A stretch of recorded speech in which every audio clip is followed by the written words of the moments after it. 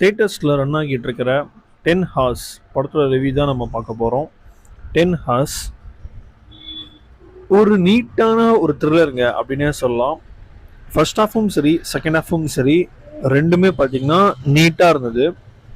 குறிப்பாக சொல்லணும்னா ஃபர்ஸ்ட் ஹாஃபை விட செகண்ட் ஹாஃப் ரொம்ப கிரிப்பிங்காக எங்கேஜிங்காக இருந்தது.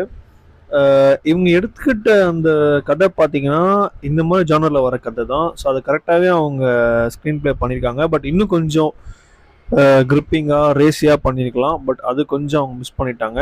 பட் ஓவராலாக பார்க்கும்போது படம் ஒரு டீசெண்டான படம் மாதிரி தான் நம்மளுக்கு படம் முடிஞ்சு வெளியே வரும்போது ஃபீலிங் கொடுக்குது. சிபி சத்யராஜ் அவர் ஆஸ் யூஷுவல் டிஃப்ரெண்டான ஸ்கிரிப்ட்ஸ் தான் பண்ணிட்டு இருக்காரு. ஸோ அதில் ஒன்று தான் இந்த 10 ஹார்ஸ்.